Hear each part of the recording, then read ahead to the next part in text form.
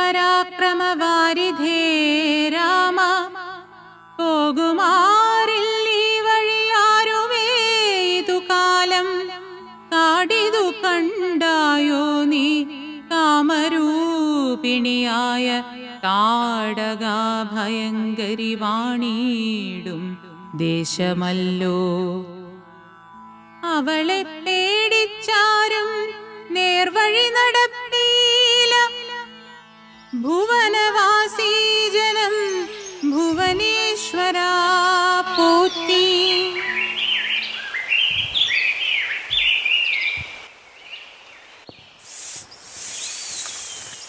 മാർഷേ, അതാ ഒരു വിഷസർപ്പം. ഉപദ്രവിക്കണ്ട, അത് ഇഴഞ്ഞു പൊക്കോട്ടെ. നമ്മൾ ഒരുപാട് ദൂരം സഞ്ചരിച്ചു അല്ലേ മഹർഷി? അതെ, നടന്ന് ക്ഷീണിച്ചു അല്ലേ കുമാരാ? ആ, വിശപ്പുണ്ട്. സ്വാഭാവികമാണത്. മനസ്സിൽ ചിന്തിക്കുമ്പോൾ വിഭവങ്ങൾ മുന്നിലെത്തുന്ന രാജധാനി അല്ലിത്, വനമാണ്. ഇച്ഛിക്കുന്ന ഭക്ഷണം ലഭിക്കാനുണ്ടാവില്ല. സാരമില്ല, ഭക്ഷണേച്ഛ തന്നെ ഇല്ലാതാക്കുന്ന മറ്റൊരു വിദ്യയുണ്ട്. ലൗകിക ജീവിതത്തിൽ ഭക്ഷണേച്ഛ വെടിയുക എന്നാൽ ജീവിതം തന്നെ വെടിയുക എന്നല്ലേ മഹർഷേ? അപ്പോൾ അതുചിതമാണോ? ഉചിതാനുചിത വിചിന്തനങ്ങൾ പിന്നെ. വിശപ്പും ദാഹവും തീണ്ടാതിരിക്കാൻ ഞാനൊരു മന്ത്രം ഉപദേശിക്കാം. ബലയും അതിബലയും. രണ്ടുപേരും അടുത്തേക്ക് വരൂ.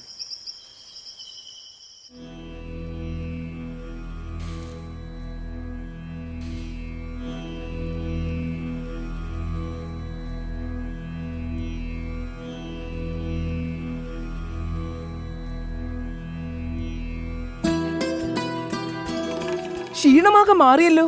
ജ്യേഷ്ഠ, എനിക്കും ആകെ ഒരു ഉന്മേഷം. ശരി, എന്നാൽ നടക്കാം. ഇനി ഒരിക്കലും വിശപ്പും ദാഹവും നിങ്ങളെ അലട്ടുകയില്ല.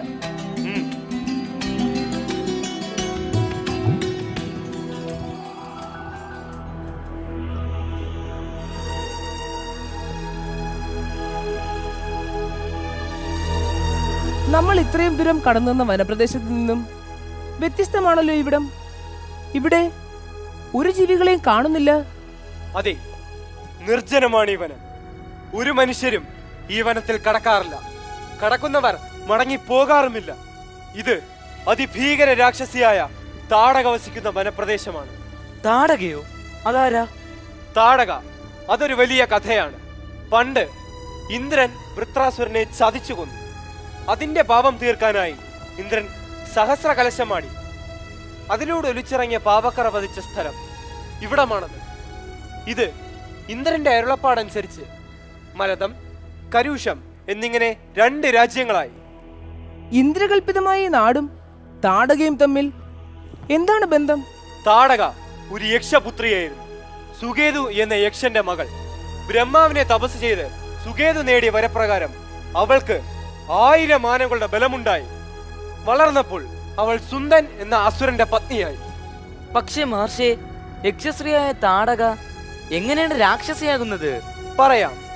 അഗസ്ത്യമുനി സുന്ദനെ ശപിച്ച് നശിപ്പിച്ചു. അതിന് പ്രതികാരം ചെയ്യാൻ വന്ന താടകയെ അഗസ്ത്യൻ ശപിക്കുകയായിരുന്നു. എന്താണ് അഗസ്ത്യമുനി നൽകിയ ശാപം? നീ നരഭോജിയും വിരൂപയും വികൃതവദനയുമായ രൂപമായി തീരട്ടെ എന്നാണ് അഗസ്ത്യമുനി ശപിച്ചത്. അങ്ങനെയാണ് താടക രാക്ഷസിയും ഭീകരരൂപിയുമായത്. കാലാകാലങ്ങളായി അവൾ ഈ പ്രദേശം അടക്കി മുടിക്കുകയാണ്. അപ്പോൾ നമ്മൾ എന്താണ് ചെയ്യേണ്ടത്? സ്ത്രീ എന്ന പരിഗണന നൽകി നേർവഴി വെടിഞ്ഞു പോവുകയാണോ? അതോ ദുഷ്ടയ്ക്ക് സ്ത്രീ പുരുഷ ഭേദമില്ലെന്നുറപ്പിച്ച് നേരിട്ട് വധിക്കുകയാണോ? നേരിടുക, നിഗ്രഹിക്കുക. രൂപം കൊണ്ട് മാത്രമാണ് അവൾ സ്ത്രീ. സ്ത്രൈണഭാവം ഏതുമില്ല. ശിഷ്ടജന രക്ഷയ്ക്ക് വേണ്ടി ദുഷ്ടയെ സ്ത്രീ എന്ന പരിഗണന ഇല്ലാതെ തന്നെ വധിക്കാം. അതാണ് ധർമ്മനീതി. നീ അത് ചെയ്യണം രാമ. നിനക്ക് മാത്രമേ അതിന് സാധിക്കൂ.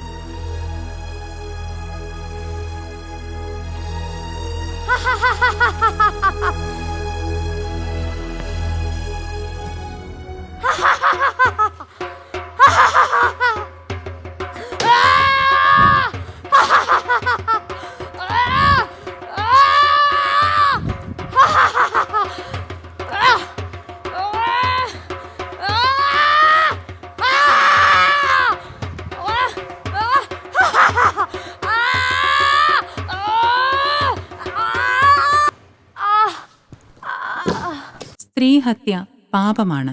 എന്നാൽ സ്ത്രീയുടെ സഹജഭാവം വെടിഞ്ഞ് സഹജീവി ദ്രോഹവും ദുഷ്ടതയും വ്രതമാക്കിയതിലൂടെ താടക സ്ത്രീത്വത്തെ അതിലംഘിച്ചവളും സമൂഹത്തെ ദ്രോഹിക്കുന്നവളുമായി മാറുന്നു.